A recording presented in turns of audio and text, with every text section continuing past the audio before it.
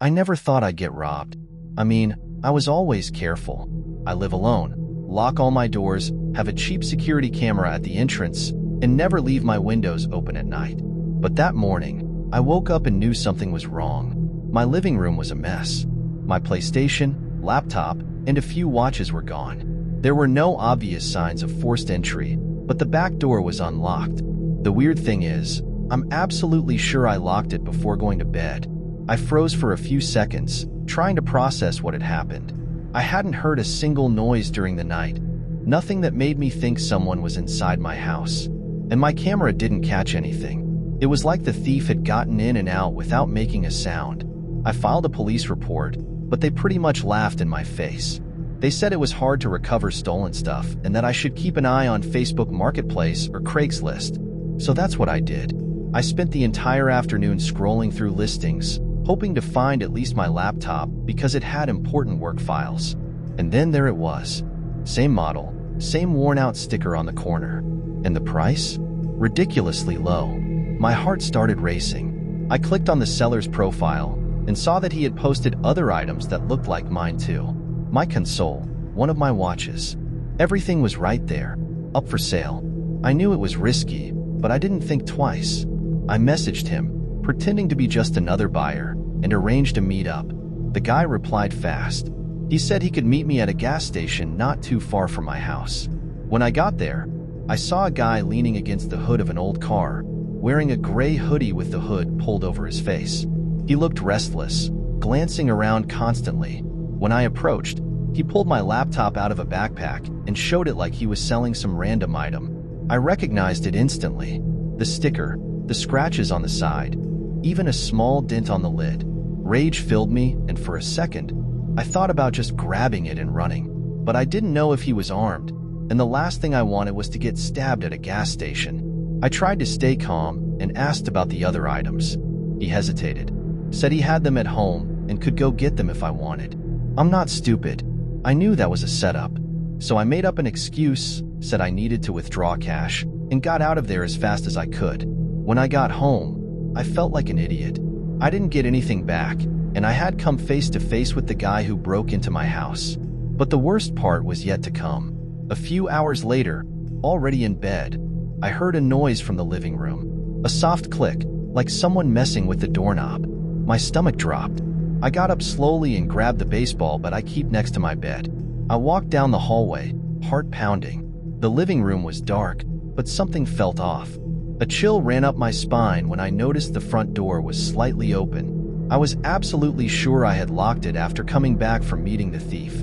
My first instinct was to run and lock it again, but as soon as I took a step, I heard something that made my blood freeze. The faint sound of a foot dragging against the floor. Someone was inside my house. Panic kicked in, but I forced my brain to work. I reached into my pocket, pulled out my phone, and called the police while creeping toward the kitchen, trying to be as quiet as possible. The dispatcher answered, and I whispered my address, telling them there was an intruder in my home. They said they were sending a unit, but I knew it would take time. Time I might not have. The silence in the house was unbearable. I gripped the bat tightly, trying to control my breathing. Then I heard another sound, a creak coming from the hallway, near my bedroom. The bastard was in there. He wasn't trying to steal anything this time. He was waiting. For me. My mind raced with possibilities. I could try to run out the front door, but what if he had a weapon? I could lock myself in the bathroom and wait for the cops. But what if he came after me? My body wanted to move, but fear kept me frozen in place. Then, a loud noise shattered the silence.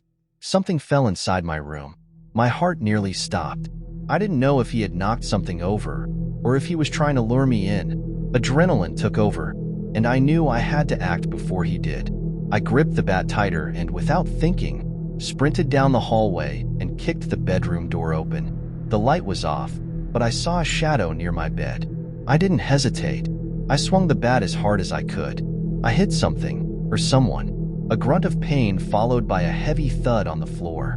My hands were shaking. I didn't know if he was unconscious or just injured, but I wasn't sticking around to find out. I bolted out of my house, still clutching the bat. I ran into the street, gasping for air, looking around wildly. The neighborhood was silent. No one had heard a thing. A few minutes later, I saw the flashing lights of a police car turning the corner. When the cops searched my house, he was gone. The window in my bedroom was wide open, and one of my furniture pieces had been knocked over. They asked me for a description, but since the house was dark, all I could say was that he was an average-sized man. I told them about the gas station meetup and how I was sure it was the same guy who had robbed me. They wrote everything down, but deep down, I knew they wouldn't do much. They told me to stay alert and reinforce my security. After they left, I just stood in my living room, trying to process what had just happened. I should have felt relieved that I defended myself, but all I felt was a deep, unsettling fear. He had gotten in twice. Who's to say he wouldn't try again? That same night, I changed all my locks and shoved a heavy cabinet against the back door.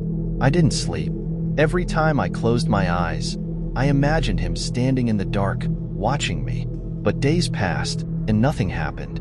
No more break-ins, no sign that he was still lurking around. I tried to go back to normal, but to this day, I can't shake that feeling of knowing someone was inside my home, waiting in the dark.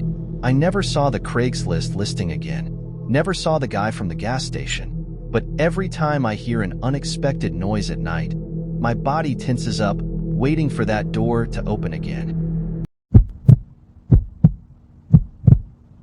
Selling used things online always seemed like a pretty easy task to me. I had already sold some old junk on Craigslist before, so when we decided to get rid of our old TV, I figured it would just be another regular transaction. It was a big TV, but a bit outdated, so we listed it for a fair price. Within an hour, someone responded, saying they wanted to buy it and asked if we could meet that same night. The name on the profile was Josh, and he seemed to get straight to the point. He said he needed the TV for his kid and had the cash in hand. The only odd thing was the location he picked, a parking lot of a small, run-down shopping center in an area I wasn't familiar with. But he insisted it was the closest spot for him, and since I just wanted to get the sale done, I agreed.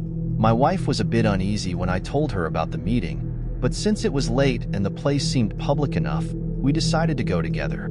My brother-in-law, who was home at the time, also decided to come along to help carry the TV.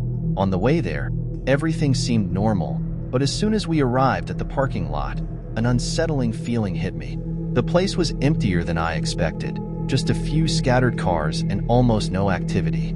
We texted Josh to let him know we had arrived, and he responded within seconds. "I'm in the black car, just over there." I looked around and saw a black sedan parked near a dimly lit pole. The engine was running, but I couldn't see anyone inside due to the dark tinted windows. At that moment, I felt a strange chill, but I tried to ignore it. I slammed the car door a bit harder than I meant to, trying not to seem nervous, but my wife noticed. She grew quieter, clutching her purse tightly, and my brother-in-law just watched the scene, looking unsure if everything was okay. We walked toward the black car, and as we got close enough, one of the tinted windows rolled down. The man on the other side looked normal, maybe a little older than I expected, but nothing too unusual. He gave a strange, almost forced smile and quickly invited us to get in the car. I didn't want to, but my wife insisted there was no problem, that it was just a simple transaction. What bothered me most was the way he looked at my brother-in-law, almost like he was sizing him up. I should have gotten suspicious right there. We got in the car, the TV was placed in the back seat, and while he spoke, the conversation seemed too normal. He talked about the TV, how he thought it would be perfect for his house, that he needed something bigger, etc. With every sentence, my unease grew. But the truth was I was so focused on closing the deal quickly that I didn't pay much attention to the details. As we headed into a more isolated area, I realized the car was going farther than I expected. I asked if he wasn't lost, but he calmly replied it was a shortcut. I felt a little better, but something still didn't sit right. The silence of the night and the darkness around us didn't help. Then, my brother-in-law, trying to break the tension, asked if everything was good with the money, and that's when things changed. As soon as my brother-in-law asked about the money, the guy just laughed quietly. I didn't find it funny at all. The laugh sounded forced, almost nervous. What happened next was too fast. Before I could process it, the man driving glanced quickly at the rearview mirror, and in one smooth movement, pulled something from his jacket. When he pointed a gun at me and my brother-in-law, my vision blurred. I tried to react, but everything happened so quickly that all I could feel was a cold knot in my stomach and a heavy pressure on my head. He shouted for us to stay quiet, and for the first time, I could hear the real threat in his voice. My wife began to cry softly in the seat next to me, and that's when it all became crystal clear. We were being robbed. The man behind the wheel turned his head to the side, almost as if waiting for confirmation from someone. Suddenly, two men appeared from behind a car parked on the road, both armed as well. One of them approached my brother-in-law and, in an authoritative tone, ordered him to hand over everything. The worst part was when I saw the other man approaching me, trying to pull me out of the car. All I could think about was how to get out of that situation, but at the same time, I knew trying to fight back there would almost be suicide. I tried to stay calm, thinking about how to protect my family. The man with the gun ordered us to hand over everything we had, and at that moment, the air felt heavier. The feeling of helplessness was overwhelming. I looked at the armed men, the TV we never even got to deliver, and my family, and all I wanted in that moment was for all of it to be a nightmare. But it wasn't. They were robbing us, and we had no way to fight back. My brother-in-law quickly handed over his wallet and phone, without hesitation.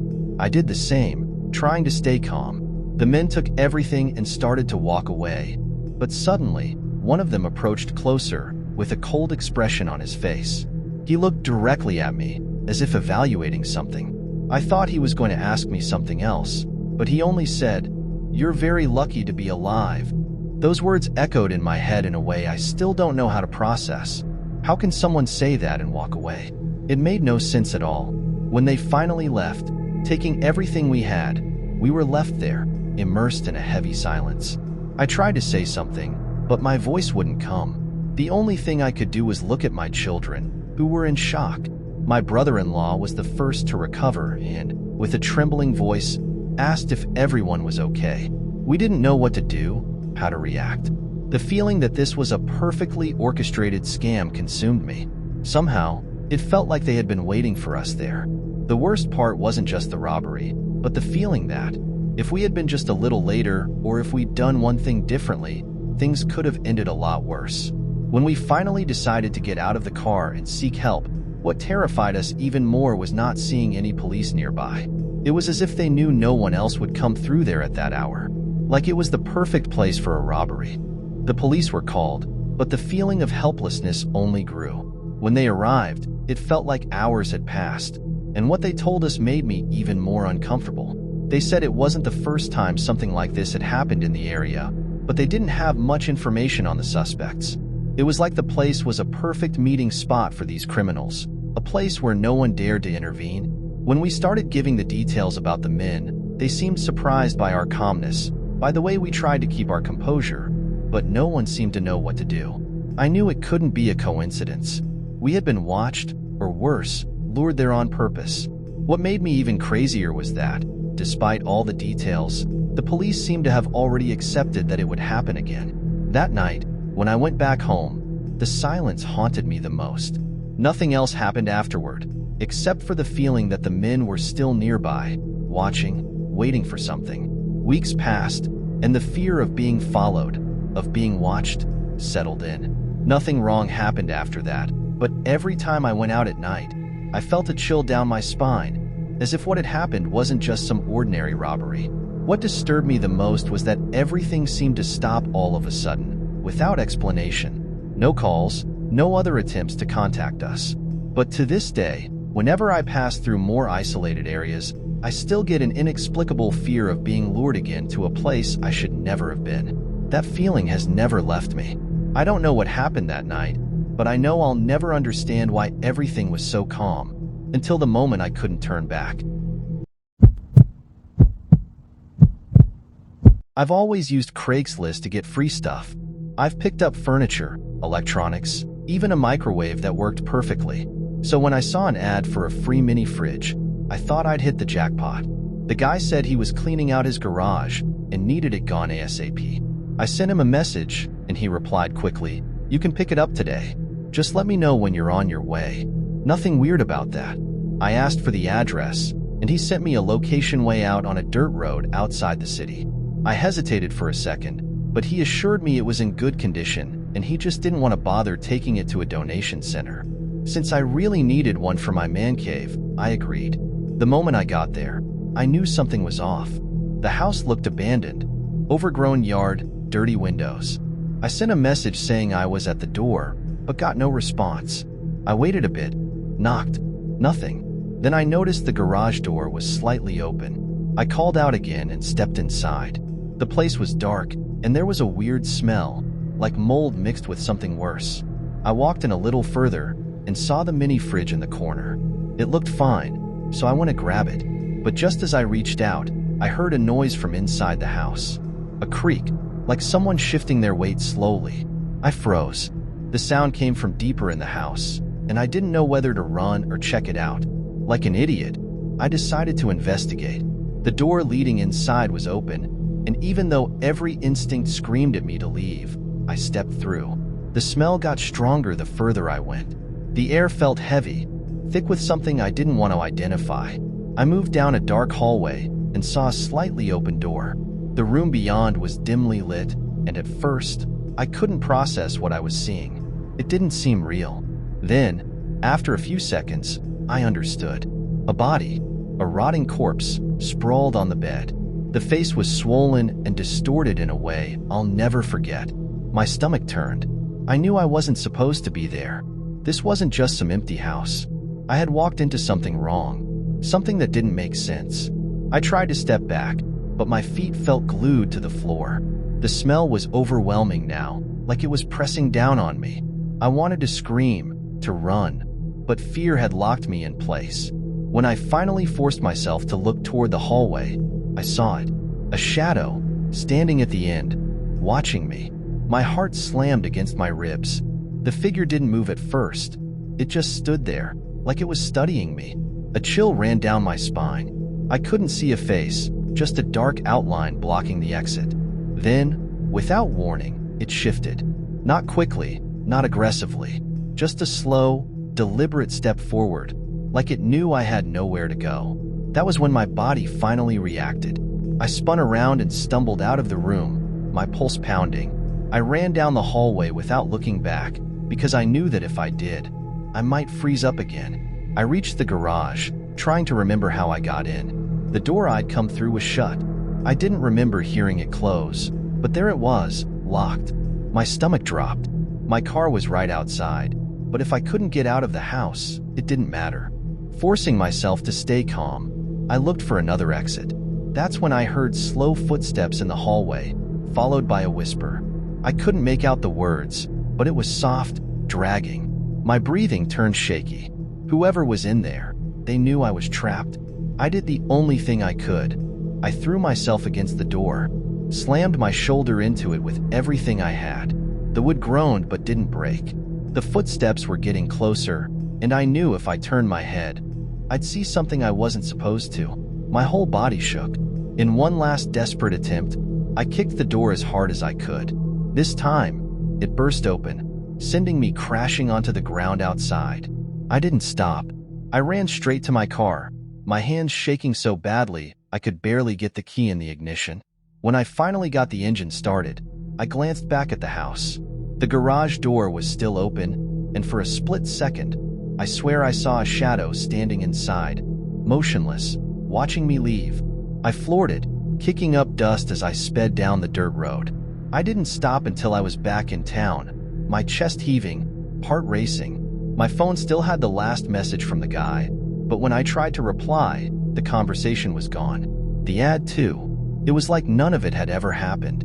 But I know what I saw, and I know someone was in that house, waiting for me.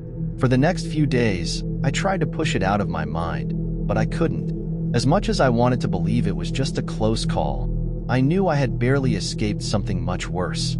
I looked up news about the house, any crimes, anything that could explain what I'd seen, but found nothing. I thought about reporting it, but what was I supposed to say?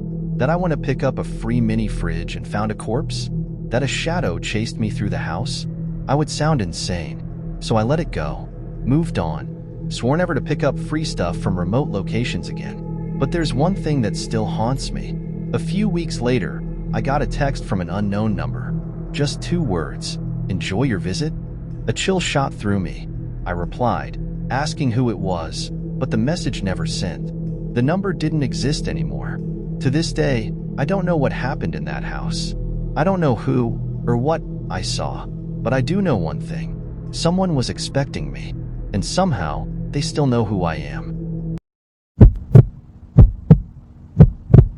I went to the front gate of the house early in the morning, and there, right on the sidewalk, I found a crib.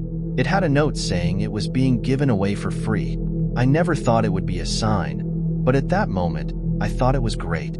My baby had just been born, and it seemed like a perfect opportunity. It was well kept, with no visible defects, and it was the exact size for our baby. I don't know why, but I felt an odd pull toward it, like it was something we needed. My husband, without much thought, picked it up and placed it in the back of the car. We took it home without any doubt. It was just a crib. There was no way it could be anything strange. But that night, something strange happened. The baby started crying, and it wasn't normal crying. He was desperate, as if he was scared, something that had never happened before. At first, I thought it was colic or something like that, but the crying didn't stop. I went to the bedroom and saw him in the crib, in complete distress. My husband came in right after, and when he tried to approach, the weirdest thing happened. The crib was turned over, and the strangest part? All the doors in the house were unlocked, even the front door. We never leave the doors like that, especially at night. It was as if something was trying to get out or get in. But what scared me the most was the crib turned over, as if someone or something had moved it, and the baby kept crying, louder than ever. I tried to calm the baby down, but the crying just got louder. I went to the kitchen, made a bottle, and tried everything to get him to stop. My husband was by my side, but he seemed more and more confused, not knowing what to do. That's when I realized that the crib wasn't just turned over. It was in a strange position, as if it had been dragged back and forth. I was sure we had placed it in the opposite direction when we put the baby in it the night before. The feeling I had was that something or someone had moved it while we were sleeping. I started looking around, thinking someone had broken into the house, but everything was silent. No broken windows, no signs of a break-in. Just that damn crib turned over and the doors unlocked. The sense of fear began to spread inside me. I tried not to think about things like ghosts or apparitions, but the truth was that what was happening didn't make sense. The house had always been calm, and we'd never had this kind of problem before. Even when we lived in other places, nothing strange had happened. But there, that night, the air felt different, as if something had suddenly changed. I decided we'd take the crib outside, even though I was terrified of what might happen if we left it there. My husband, not really understanding what was going on, agreed and helped carry the crib to the backyard. As we went out the back door, the sense of relief was instant, but the fear still stayed with me, following me. The night passed, and the baby finally stopped crying. The silence was almost a relief, but that feeling of discomfort didn't leave me. We stayed awake, both of us, watching the bedroom and listening for any noise that might happen. But nothing else happened through the night. Then, in the morning, when I looked out the window, I saw something that made my stomach drop. The crib was back at the back door, exactly in the same place it had been left, as if it had been placed there by invisible hands. There was no explanation. The wind couldn't have done that. What unsettled me even more was the fact that no one could have entered the house without us knowing. I couldn't understand how the crib had returned to its place. My husband tried to laugh it off, saying we were just tired and our heads were full of thoughts, but I knew what I had seen. It wasn't a coincidence. Something was moving in that crib. The feeling of being watched grew with every moment, like the house was full of invisible eyes. We tried to go on with our day as normal, but that night, the story repeated itself. The baby woke up again, and this time, the crying was even more desperate, as if he was in a panic. I rushed to the bedroom and found the crib, once again, turned to face the wall. The doors were unlocked again. There was no way to ignore what was happening. Something was wrong, and I didn't know what to do anymore. It was becoming unbearable. I couldn't sleep anymore, couldn't be alone in the room. Every time the baby cried, my body froze, and I knew something was behind it all. My husband, who had initially tried to be rational, also started to look visibly scared. He suggested we move to a different room, but I knew the problem wasn't in the room itself, but in that damn crib.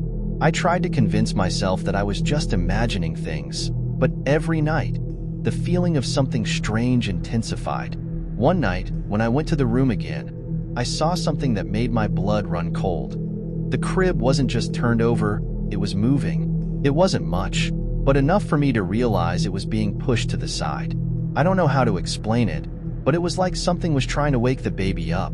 I ran to the baby's room and found him in complete silence, eyes wide open, staring at me, as if he felt the same thing. My heart was pounding, and I could barely breathe. Fear took over me, and at that moment, I didn't know what to do. Then, when my husband entered the room and looked at the crib, he saw, just like me, the movement, but we couldn't do anything. We stood there, frozen, speechless, without any action. Then, the crib suddenly stopped moving, and everything went silent again. It was as if it had started and ended in the blink of an eye. But, at that moment, we couldn't ignore that something very strange was happening in our house. After that day, we decided to take a more drastic step. We took the crib and placed it back on the sidewalk, in front of the house, just like it had been when we found it. We thought that maybe this would solve it, since the problem seemed to be connected to it. That night, we went to sleep with lighter hearts, believing we had finally ended the situation. But, the next morning, the surprise. The crib was back in our living room. There was no one on the street, and by the morning, I was absolutely sure there was no way it could have been moved by someone. I felt an indescribable panic. I don't know how it happened, but it was as if the house was trying to show us that we wouldn't get rid of it so easily. The feeling of terror was so intense that we finally decided to call someone for help. A friend who knew a bit about inexplicable phenomena came to our house and said that sometimes objects like that can carry bad energies, or even something worse. He advised us to put an end to the crib once and for all, and in the end, we burned it. I don't know if it was the act of burning it or if something else happened, but after that, everything stopped. The baby slept peacefully that night, and we never heard those strange noises again. To this day, we still can't fully understand what happened. The fear stayed with us for a long time, but somehow, the nightmare just ended, as suddenly as it began. I can't explain what it was, but I know I don't want to go through that again.